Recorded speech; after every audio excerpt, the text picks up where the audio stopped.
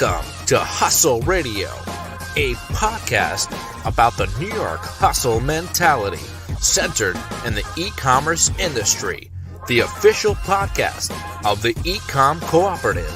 Introducing your hosts, Frank Acosta and David Dayon. What's going on, Frank? Oh, what's up, man? It's been a minute. Look at that T-shirt, Frank. Look at that. Is that you have like a series of those T-shirts, no? Bro, we got to represent, man. We got to represent. So first of all, it's episode 19, but we had episode 18 like a month ago. So we had a little bit, a little bit happen in between the last episode. We had Seller's Dinner, we had Seller Mania. Crazy stuff. I think it's safe to say that we've been our plate's been full. Yeah. But we're back today with episode 19. Who are we joined by? The podcast today? isn't going anywhere. It's not going anywhere. Who are we joined by today, Frank? Give him an intro. Go ahead. So this guy's too good for me to give him an intro, man. This guy's next level. He's someone that I low-key, I'm gonna go ahead and say I take him in as a mentor. Every time I talk to him, every time I see him, I try to extract as much information as I can from him. I try to invite him to dinners just so I could hear what he has to say. A good friend of ours, a partner in the E-Com Cooperative with us, and just the man himself, man, the legend himself. Eytan is here today with us, man. What's going on, Eytan? We always go with the music. Just give it a second. I'm gonna fast forward. Yeah, we started from the bottom. Man. Good vibes, man. Good vibes only. How are we doing, Eytan? I think you're muted. Yeah. Hold on. There we go. Good? There we go. Perfect. Hey, I'm doing great. Good. I'm so happy to be on the latest episode. I know everyone's waiting to hear this latest episode, but I've actually seen David and Frank the last few weeks, and I can attest to the fact that they're working very hard. I'm very proud of them. Thank you. There we go. Eytan, I think that song that David picked, I think it has so much to do with you, man. Started from the bottom, now you're here, right? We've seen you excel. We've seen the stuff that you're doing. I want people to hear a little bit of the backstory before we talk about what you're doing in GETIDA and all the great things you're doing there.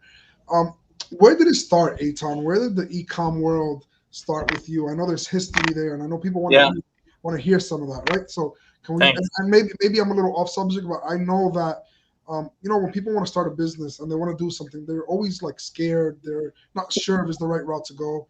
And I would love to hear a little bit of that background, how you got into the e-com world, and share your story. How many minutes? Because I did a long version. 2 minutes, 4 minutes. You keep going. 4 minutes. It's all yours, man. The mic is yours. Yes, I guess the bottom for me was I was in dental school. I think I told you guys that. Yeah. And I really didn't like that. I did pretty well in academics, but I couldn't do the drilling and the minutia. I didn't know I guess would be good at business or like it, but I kind of got into online marketing and PPC and SEO in the early days, like 2009, when you guys were probably babies. And then I kind of pivoted into B2B e-commerce, and then I started selling on eBay, and then I got into built a Magento site where we're selling niche products online. Then we kind of got into the whole Amazon game. Then I got involved with the Prosper Show that I founded. I mean, that's like the really fast forward version, but it just kind of evolved from a few products to Amazon to shows. Fast forward, that's a really quick version, but a lot of hard work and failure, a lot in between, where I was able to actually sell both of those companies. So the Prosper Show, but also Quantum Networks, which is like a large Amazon reseller agency, both the public companies. So there's a lot of work and effort, and I'm proud of it, but definitely a lot of scars too. So I'm happy to talk to you guys about that, and to anybody who thinks it's just easy and it's all great and you could post on Instagram that you're making money. No one talks about my new thing is just talking about all the failures, because no one talks about that. Yes. And it's really important. So that was really brief, usually briefer than I've ever done, but I figure we could just flow with it. Yeah. I love how you talk about when you said the failures, right? I always say that I'm a product of failure, right? I've made mistakes, and through those mistakes I've learned. And David, you know that as you started following me on LinkedIn in the beginning stages, I think that's what that was your claim to fame for me, Frank. I remember a series of posts, or maybe not a series, but like a bunch of, you were not afraid to say, like, you definitely posted something like this, like, walked into a meeting, the guy laughed me out of the room. Oh, well, tomorrow I have another meeting, like something like along those lines. I'm probably butchering the caption, but like something along those lines. Like that was not something I would see posts like that from time to time on your account. I was a fan of you before I even met you. That's interesting. I noticed Frank on LinkedIn too. I mean, I didn't have the privilege of meeting him in person until I met you, David, as well. So it was a double whammy. But Frank used to have these great posts. I'm like, who is this guy? He's like all these Jewish friends that I know. I'm like, who is this dude? And I actually, Frank, I read the post that you wrote about going to a client and with the Easy Pass and running out of money, and I was like very inspired by that. It was very touching. I never knew that story, and that was only a few years ago. So you come a long way as well, my friend. Yeah, man. I feel like vulnerability, right, is a subject that sometimes we touch, and us as business owners, sometimes we don't want to show that. And the reality is that if I would have seen that in the beginning, if I would have learned that, I read a bunch of startup books, a bunch of these motivational books, and I was like, that's it. I'm good. I'm going to conquer the world. I'm going to go out. And then it's like the world smacks you in the face, right? And being able to understand that that's part of life, that's part of growth. David also always says that, like, there's no elevators. You have to take the stairs, right? And I live by those foundations because there's no shortcut to success, right? There are some brands that overnight they become millionaires, overnight they explode, but it's also a product of putting in the work for years.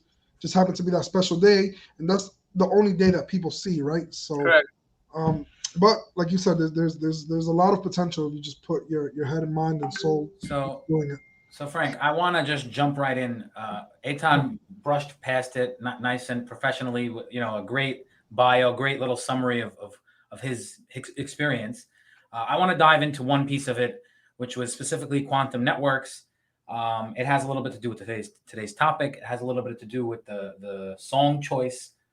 People might think it's random. We just want to put on a good vibe song, but today's topic has to do with startups. Today's topic has to do with exiting businesses, and I want to just start we always like to pull out little pieces from our guests, and I want to start, Eytan, if you could just re-highlight you started in quantum networks, I think 2008. Yes. And I think you left in 2014, and from when you started to when you exited, there's a very big difference from entrance to exit. So I want to highlight that point. That has to do with today's topic as well.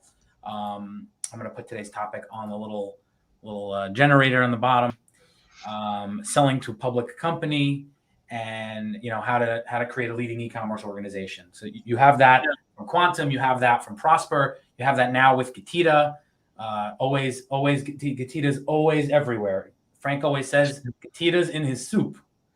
So I think we should get him like a T-shirt that says GETIDA's in my soup. I'm going to get you a special T-shirt. But just to correct you, David, I was actually with Quantum from 2008 to 2019, so it was a longer haul. Oh, okay. It was 11 years. Got it. Okay. And as you know, based on the market, I mean, I can go into it, but maybe I can open up by saying that most of the listeners know there's all these aggregators now buying Amazon brands, and it's like it's super normal to buy an Amazon-centric brand for tons of money. So when I sold, you can call it bad timing or whatever, right before this really began. So at the end of 2019, to sell an Amazon brand, let alone a reseller, which I kind of was very rare, very hard for me to do. It was very hard for me to get someone to buy an inventory business. Some might call you a pioneer. Yeah, perhaps. And I definitely learned some things the hard way about that. Like an inventory business was so risky. Everyone wanted an agency rev share model, similar to what you do, David. And I had a little of that, but it was very early. I didn't know how to do it. So we had a lot of brands that we had exclusivity with, and we were doing ads, we were doing everything for them, but the margin came from the buy sell. And then we had a private label model, more like Frank's, branding model of accessories that we would bundle with high-end products, like that whole bundle camera model that you guys know. So the confluence of all the two, led to some value for this company that had a retail presence that wanted online. But I had to struggle finding, maybe more interested buyers at the right price. And it kind of all happened really quickly. So I learned a lot since then. And it was like less than 2 years ago. But, thank God I wound up in Frank's soup and I'm back in the game. And I'll talk more about that. But that's just a little highlight of some of the themes. Okay. Awesome. Therein. All right. So I have a couple questions. Just before we even jump into how to, You said you were in dental school, right? Just going back to the beginning. Yeah. How did you decide that e-commerce was what you wanted to do? Like I like to ask this question. I think it's becoming like a question I ask to pretty much all of our guests. Yeah. I want to know, because some people came to the e-commerce space from the restaurant space, the all different the there's a bunch of doctors that became Amazon sellers. There's all different types of origin stories, but I want to know. We know your origin. I want to know why, and did you just by chance? Okay, I have an opportunity. Let me just see where it goes. Yeah. So to be clear, it's really godly intervention, because I was pre-med. My whole family are doctors and dentists. All my friends are physicians, and I love them, and I love science, actually. I don't know, just the school I went to, the timing, the staff there. I don't mind if they're listening now. It's just a terrible experience, and it just wasn't for me. I was recently married. I had a kid on the way. I was very, very scared and vulnerable and fragile and depressed. I'm like, I didn't know what to do. And I was, wallowing for a few weeks. And then I saw some ad. I didn't really tell the story. I saw some ad, one of these local lists, and like the synagogue, like, hey, someone's looking for some digital intern in the city. Okay, cool. I told my wife, like, okay, I got to do something. What the hell? It sounds funny, but it's true. That's how I started. I started interning for a SEO PPC company called Salem Global. Still exists today. Very, very good friends with those guys. And I just sucked it all in. Like I didn't know what I was doing, drinking from a fire hose. My dad said, my parents were very supportive. Like, don't worry about it. You'll figure it out. Maybe you should get into computers. Maybe you should get into tech. You always like that.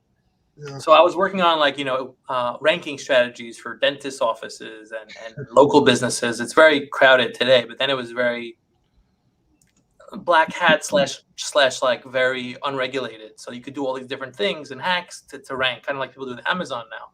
This is like the Google Wild West. So it's really fun. Didn't really make that much money, if any, but I learned a lot. And I started to become really good at it and know what to do and how to learn, speak to clients and how to get rejected and all that stuff the hard way. And I started liking just interacting with clients and people. I like people a lot. That's how it started. And then I had one client who was in telecom and he wanted help. And I decided to, with the permission of my previous bosses, to start working with him on this B2B e-commerce play, which was wireless solutions, selling wireless infrastructure with online lead gen. Great business where we did these very big networks around the world, but very slow sales cycle, very, very inconsistent. So we needed to make money every day to feed the kids. So we started selling some of the end user products on eBay before, I guess, these brands had exposure there. So a little more niche products like cell phone repeaters and hotspots. Now it's a bit more ubiquitous, but then it wasn't. So we quickly became some of the biggest resellers of these niche brands that had no branding presence. Like Frank likes to give these guys brands. They had the worst brands. But we did the YouTube. We did everything that you guys are doing now in 2010. And just so crazy. We didn't know what to do. We had an office in Midtown and we were stuck. We had stuff stuck in a closet, and we would go with the routers to the post off box to the mailbox in Times Square in a flat rate, because it only cost $6 and we couldn't afford the pickup. But we would stuff every single mailbox in Times Square because the orders would go 10, 20, 50, 80. And that was it. And then, I can't say the rest is history, but that was where growth started. Then we got a warehouse. Then we discovered Amazon. I met James Thompson, my colleague at Prosper. So if you want to know the real beginning, those are the real beginnings. Really kind of hard work / luck. And then while I'm on that type of a topic, I just have to ask Prosper. I feel like this is something that a lot of people want to know. Did you guys say, hey, let's make the first ever show? Because CES was a thing and ASD and all these Magic and all these shows, right? They existed, but Amazon didn't have shows. Yeah. Today, every day I'm hearing of a new show. And again, maybe we'll throw the pioneer word out there. You had some partners involved in that. You mentioned Chad Rubin, James Thompson. There was one other, right? Somebody else? Yeah, Joe Hansen of Buybox. Joe Hansen also. So you were one of 4 of the founding members of Prosper. Yeah. I just feel like we have to shed some light on that. Did you guys how did that first conversation go? Did you guys say oh, let's have a show and we'll have thousands of people show up? Or did you say let's all just go to Vegas and who cares who comes? I need to know how that started. Yeah, it's a great story. And I think I told you this I think I told you guys this a bit when you started having your dinners and we got to know each other and your whole co-op movement, which I love, with Yoni as well. Quantum was with my partner John Goldman, who's great. And as you guys know, you can't do anything without partners and growth. I can only do some things. I have a lot of strengths, a lot of weaknesses. Prosper was really not me. I'm glad to be part of it and have invested in it time and money, but it was a team. That's the first thing. Foremost. Second thing is, to go into detail about how it started. I'll tell you exactly how it started. Most people don't know the story, similar to the other story I told, but for the New York Hustle podcast, I'm going to share it. So I went to the Channel Advisor Conference, which is called Catalyst. Okay.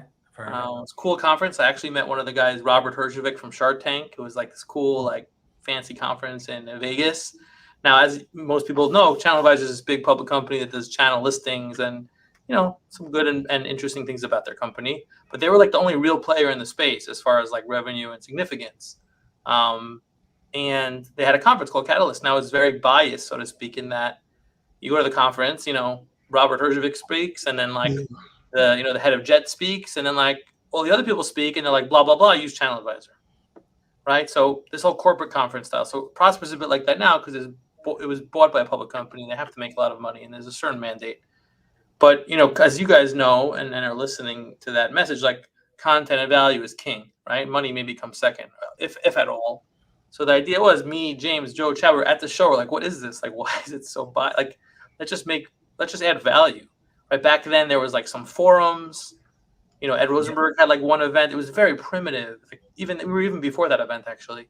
So we're like, let's just make a show and have the best speakers and the best content, and hopefully people will come.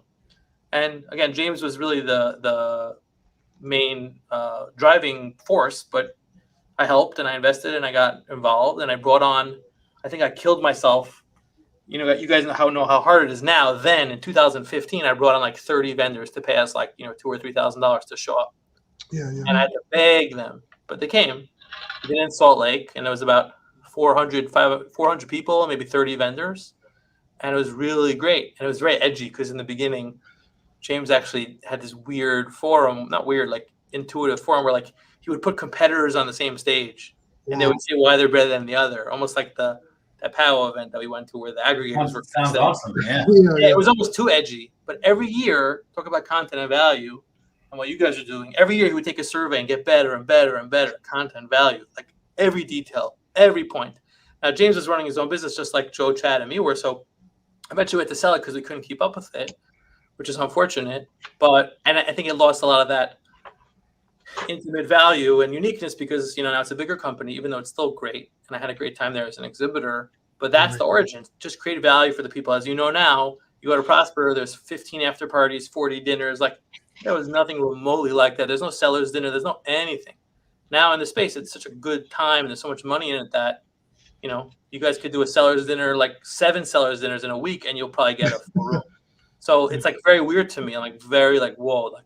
No one knows how it was, in the good old days. But that's kind of how it happened. Was this your first year being in the event? It's my first year, I guess. Like not owning it and being an exhibitor, full on, which is cool. But obviously, I know the management and I help them out a bit. But yeah, that's accurate. But I'm pretty sure it brought you crazy memories, right? Like while you were in there, you're like, wow, man, I was part of this. I built this. Yeah, no, it's very humbling because it's much bigger and badder now in a good way. But with all the aggregators and these investments, like there's a lot of money in there, and I think they still did a good job in a pandemic to put on a good event. And I know you guys all had a good time, and I'm really looking forward to the next one. It's going to be almost twice as big as the last one if you saw the plans. Wow. So hopefully I'm going to visit Frank's booth there. Yeah, for sure. Yeah, that's when we're doing it. And me and David were talking about we want to do some live podcasts from there. Yeah, we got some cool stuff going on. Yeah. But yeah, sellers dinner. I think it's so true what you're saying, right? It's like now there's so much more opportunity than there was back then, and it's definitely a different ballpark, right? And we start seeing events weekly. I just saw another one that's like an aggregators event that's going to come up soon, and it's just event after event, right? And the goal is to transition something new, and that's what you've done, and I applaud you for that, man. It's bringing something new to the table, something that nobody was doing before, and Honestly, Eytan, I think the biggest gift in life is when you see people replicating something that you've done successful, right? That means you've done something good. So, hats off to you what you're doing. And I definitely want to get into the subject. I know David wants to talk about it too as well. I would love to know the transition into GETIDA, right? Like, I'm pretty sure you were at a point where you're like, what's next for me? And how did GETIDA ring bells? How did you decide that was the route you wanted to take? Yeah. I'm interested in knowing that. Yeah, sure. So it's actually pretty straightforward. I built a reimbursement tool, like an analytical tool back at Quantum in 2010, 11. Yeah. Again, we weren't a software company, but we had all these needs and solutions, and we saw we were losing money and whatever. And I had some kind of program in, and it worked kind of well. That person kind of ran off and started his own business out of it, which is a separate interesting story. But he was the first to market, and he did really well. And I was like, wow, this is like a business. But I didn't have time to focus on that. So I proceeded to try to do some of it in-house and to outsource it to other companies. And then in 2018, I actually met Max, who's one of the founders here at Prosper. Shout out to Max. He's still around. Behind the curtains for too long. He said he's gonna. Well, his wife's expecting, but hopefully by next Prosper, he's gonna come back out of his shell. He's really running all the tech forward in a real scale here, which is great. So me and Yoni and Ellie and some of the new guys are on the road, which is fine. But he's here, and I met him then, and he was doing everything then, from the shows to the development to you name it. And I basically just tried them on my account, and they did much better. And I wanted to understand why, because obviously I knew about the space and how it worked and how it didn't. And then I just got more involved. I was referring them lots of leads because they did a good job. And then the people who I referred were happy, and they were happy, and like at one point it was like a serious amount of business, and I wasn't really like interested in say commission per se. I just kind of wanted to help and see where it would go. And I had some ideas of getting involved, but what really pushed it was that when the pandemic began, the public company that had bought us closed their offices down in Manhattan, where I had been working for Manhattan for 12 years with that office for 4 years. And we just had to go home, as you guys know. And I could not really function at home as working. I just can't do it. Because the kids couldn't be contained. That's how it is. Yeah. I mean, it's the kids and whatever that, but also I can work on my phone at home. I can't do real work at home. I just can't. And I never have been able to. So Yoni was nice enough to let me work here. Maybe he had an ulterior motive, but it worked. And I saw what they were doing and what they weren't doing. It was interesting to me, and I saw I could help with the scale and investment, and that's kind of what I did. And that's the shorter version of it, Frank. But that's the evolution of it. No, I love it. And I love what you guys are doing, man. I always tell David that these days we see GETIDA even in our soup, man. You guys are pumping. You guys are showing up. And, all our customers, I know so many of my customers, I'm getting into a conversation with them, David. I'm like, yo, listen, you should use this company. They're getting you reimbursements. They're getting the best reimbursements. And they're like, yeah, what's the name of the company? GETIDA. We already use them. And it's like, that's where the power. There's a power move going on when so many people are already using you. And, one of the most important things, and I think that this is what makes you guys stand out, right? And it's, if you have another company that's doing what we're doing great, keep using them. Let us integrate to see what we can bring to the table for you, right? And it's like, we're not telling you stop using what you're currently using. Let us just show you. And you guys did that with one of my customers, and he was like, wow, man, they weren't trying to take business away from me. They were just trying to get me more money. Right? And I think that approach alone, is above every other approach that's out there. Yeah, thanks, Frank. Good, well put. That is the point. People should do auditing. We can go into it now. We don't need to in-house and be efficient. Let us help with what you can't find. And if you don't, it's going to expire. So why not have us help? It's not mutually exclusive, which people don't know. And a lot of people don't, even though you guys know some of the sellers and community that know about this, most sellers, maybe 60% don't understand that Amazon can make a mistake or that they could even fight it. So if you could show them that there's sometimes 6 or 7 figures to get back, they're pretty blown away. So in that regard, it's easy sell, but our goal is education. So yeah, thanks for your compliments. We're really trying to push and get the word out, but I feel like we really have to educate a lot more, because while we're growing, there's so much of the market that doesn't know and understand, and we need to kind of go out of our comfort zone, different shows, different venues.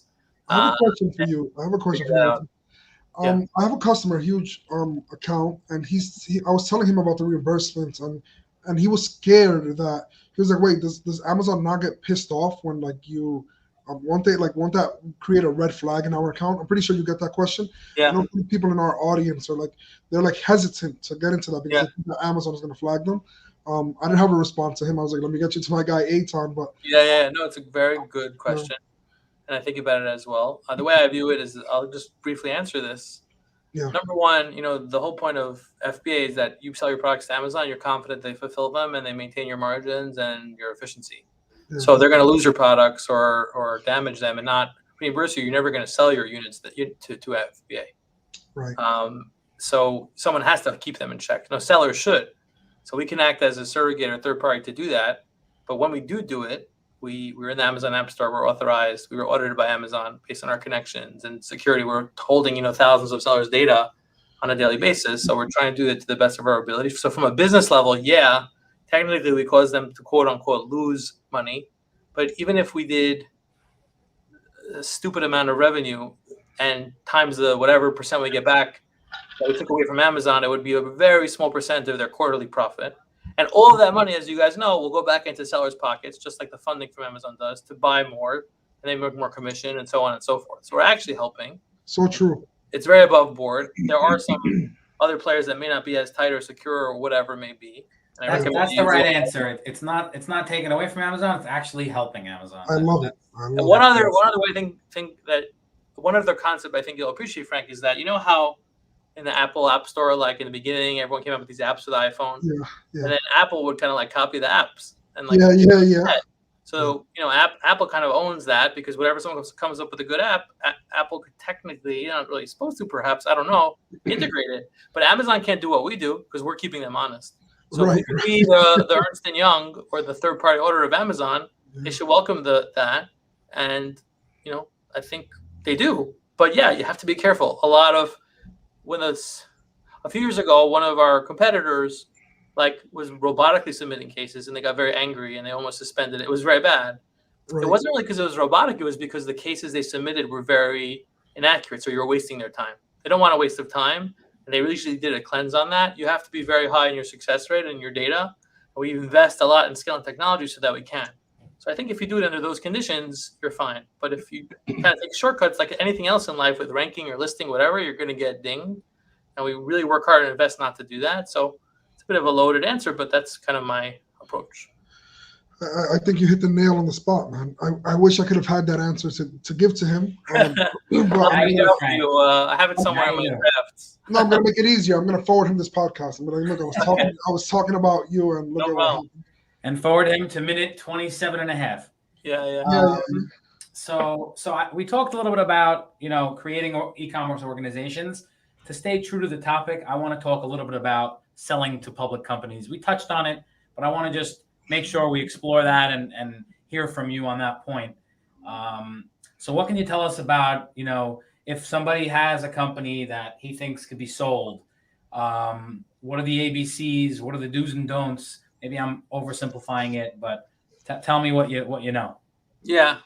Well, it's a lot, especially now, but I'll try to condense it to the market that exists. So again, as a lot of these FBA brands are selling, I actually read this book by Joe Valley called Exerpreneur, which you guys probably saw. It's really good. I wish I would have known a lot of those things before I sold, but it's kind of typical schemes you'll see if you just Google how to sell my business. Just to dumb it down, I definitely did a lot of these things wrong, but basic things like knowing how much money you're making. What is the point of your company? When are you going to sell it? Are you going to sell it? Having that in mind for you guys, for everyone now is important. What is the point? We woke up, we're what's the point of our business? We're just reselling brands. How do we add more value? How do we create brands, right? My partner made this whole shift to create a brand and a value and a bundle model. So you should be thinking about that way in advance. And, how do I transfer over things? What happens if I'm gone or I'm on vacation? Can my business run? If not, it's not really sellable. Several factors like that. They're just important in general. Now, additionally, it's very important to have an advisor or a banker or a broker or something.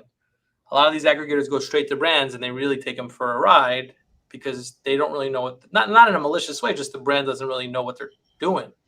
So even if the broker takes 3 or 4 or 5%, if they can't get you that much more value, you shouldn't be using them anyways. Hopefully they can get you a lift of 4 or 5% and make their money.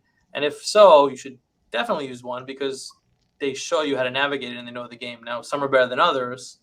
I had a pretty good partner, and since I've learned of many more. But I think a lot of people make the mistake, like, oh, I'm just gonna do this on my own, and like I don't need a broker, like I'm good. I want to save the 2%. It's a very big mistake. You have to find the right one. And then finally on acquirers, this was a public company. It's kind of interesting. Actually, when they bought us, they were not public, and they subsequently went public. But they're a very big, like multi-billion-dollar company, which is really interesting. But as I told you, it was very hard to sell our company based on our profile at that point in time. But we had interest from different types of groups and private equity groups and this group, but this one just happened to work out for whatever reason. But again, you need that broker or banker to farm it out and to have other options and to try to raise the price or create a competitive process. You're really not helping yourself. So those are just some high-level points that everyone should know. They're all actually, each one of those is very important and a whole probably topic in of itself. And when you were selling, you didn't have any, like, now there's brokers and there's people who have a role just to make it easy. Yeah. You didn't have any of that. You just you did. No, I didn't go with a broker because it was kind of a little. I wanted to get a more strategic buy. I didn't want someone just listing the site online or flipping to whatever pre-aggregator that was then. I actually had a banker that went to private equity, that went to strategic acquirers. So I did have a investment banker. Obviously, there's different levels of that. And I learned a lot through that. So I really recommend people do that. I know a bunch if anyone wants. I know a lot of them actually from this process or from people I have guided. It's super important. Okay. So for anybody listening, I just want to know, give them like how they get in touch with GETIDA, how they get in touch to sign up. What is there a website? I can add it to the. You can just go to GETIDA.com. And there's a sign up button there. You can look on the site. You can email me. It's just Eytan, my name here, EYTAN at GETIDA.com. If you have any questions about what we do or anything I spoke about today or selling your business, I'm happy to help. I'd like to. And Okay, awesome. Love it. So we always have some cameo guests on the podcast. And today we are joined by potentially one or maybe even two cameo guests. Ooh. I'm actually waiting on the first. He should be here any second. I was actually once a cameo guest from an airplane for 30 seconds. Yes, you are. You were on. I think you got the stewardess came to you and said, "Sir, you got to turn that off." A few times. And then we lost it. Correct, but I kind of was on the show, so yeah. All right, so our guest has just joined us. I'm going to. By the way, Eytan, I don't even know about these things. Like I don't even know. Frank always. I like the surprise factor. It's good. Mix it up. Correct. Yeah. All right, let's get some intro music.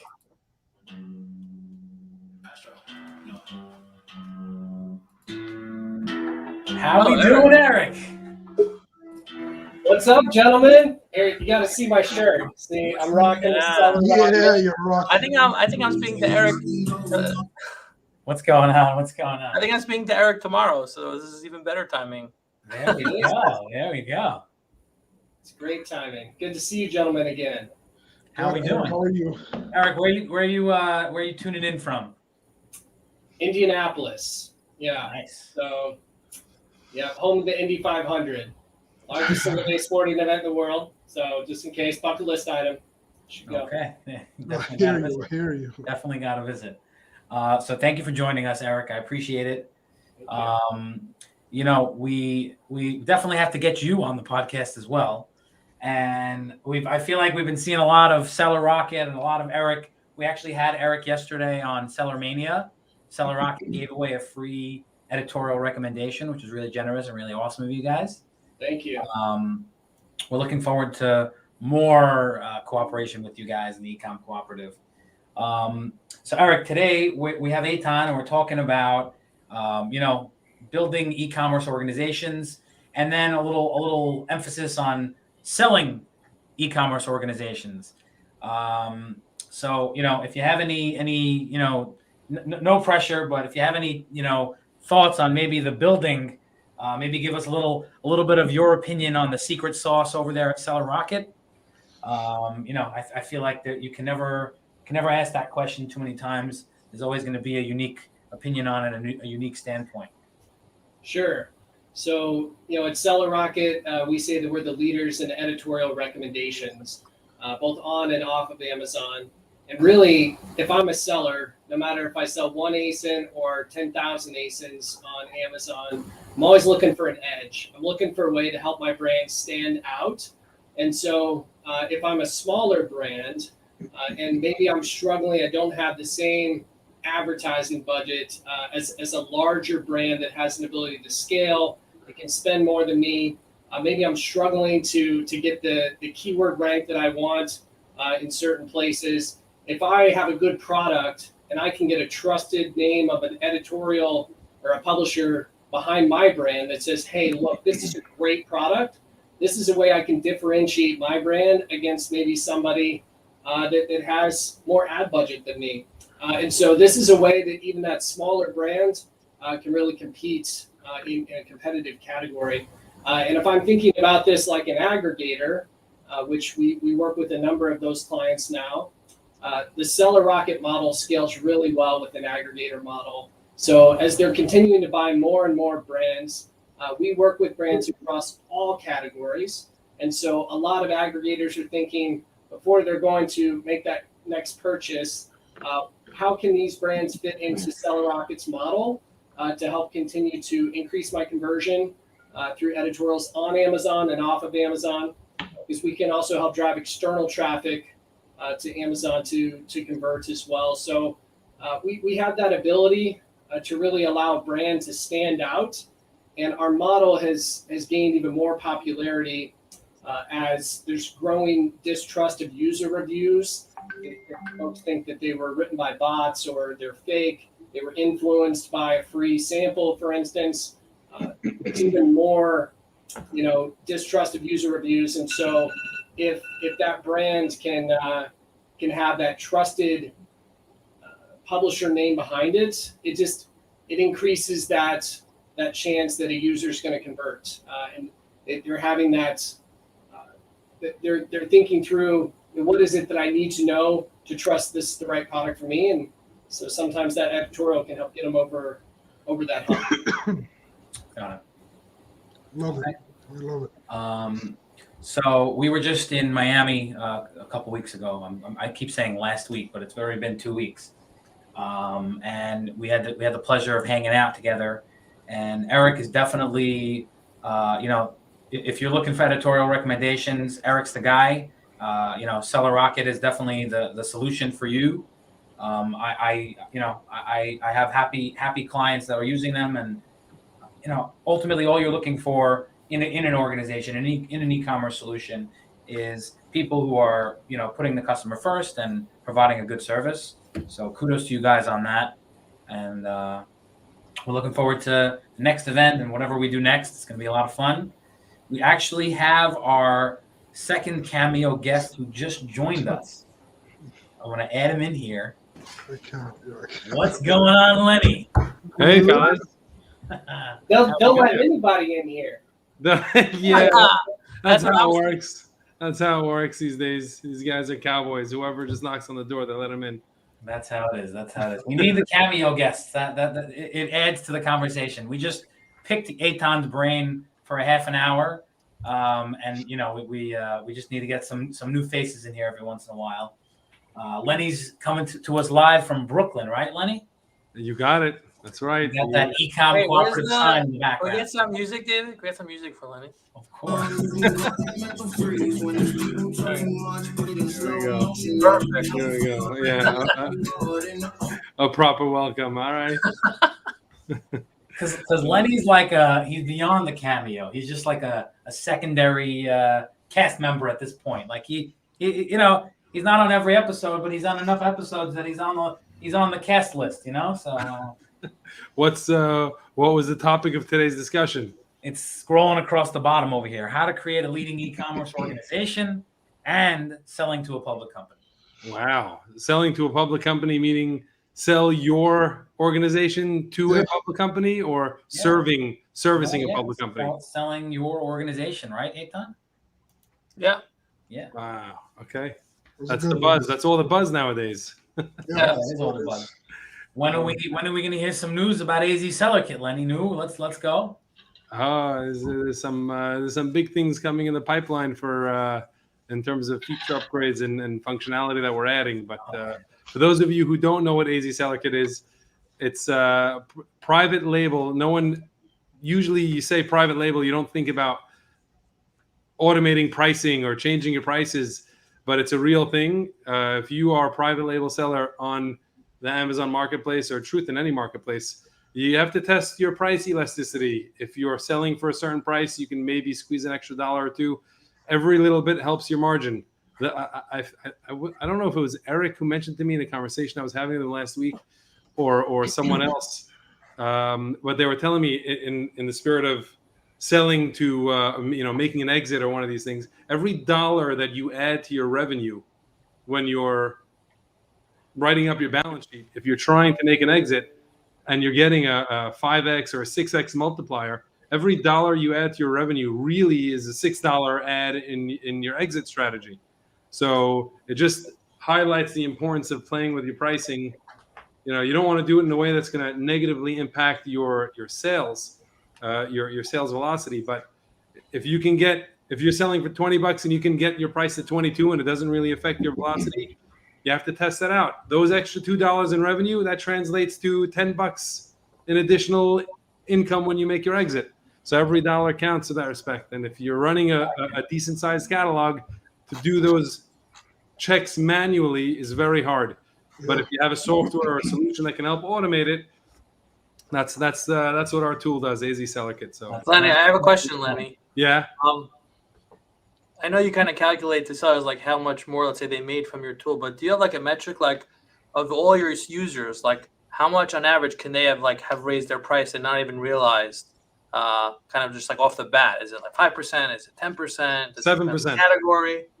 So 7%. It does vary from category to category for sure. Certain categories, if you're priced at $12.99 and you went to $13.01, you just fall off the map.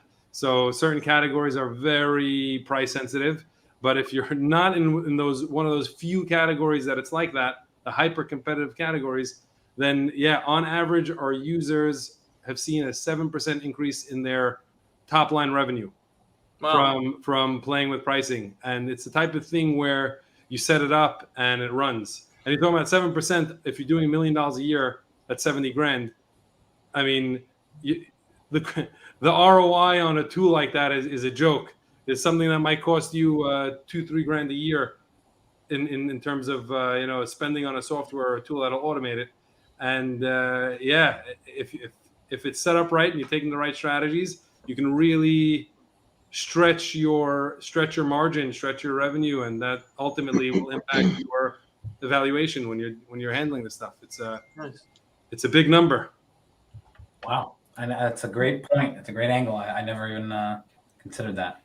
Yeah, value added, man. We're all about adding value, right? That's what all of our organizations, whether it's that's who I heard it from. It was from Yoni at the AMZ Innovate. That's I was gonna say.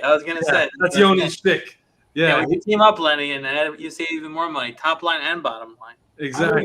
I would have loved to have taken credit for that, Lenny. I appreciate that you thought it was GETIDA. Yeah. But also with editorials, you can increase your revenue. So it's all the same. It's all the thing. There you go. Editorials, agency, video. It's all the same point. Increased experience, revenue, all that. Yeah. We're all here to help. Look, guys, I think when you have a good podcast, it just keeps going, right? You don't want to finish, you just want to keep going. So much good information being given. I remember when me and David started this podcast, we told each other behind the scenes, like, we're going to keep this 20 minutes, and we wanted to keep a shorter route, but sometimes, like, you just need to hear what has to be said, right? And if it gets extended, it's because it was a good podcast. So we're at 44. I think that was great. We dropped good value. I'm looking forward to having Lenny again in one of our podcasts. We need to set up one with Eric. You have a lot of value to give. And Eytan, dude, I want to have you in 10 more podcasts, man. I think there's so much more for you to give, man, and for people want to know what's going on with you and what more you're building. We're following. I'm a fan. I know David's a fan. And we're here, man. We're here to see you grow and learn from you as much as possible. Thanks for supporting us. Thanks for having us. Impressive track record. And remember, everybody, GETIDA is in your soup. Yeah. Alphabet soup. Get the big G. Yeah. I'm gonna give you a live good one, man. Create a video and have the GETIDA where just have all the little letters here. Thank you, everybody, for joining us. We appreciate it. Have a good rest of your day.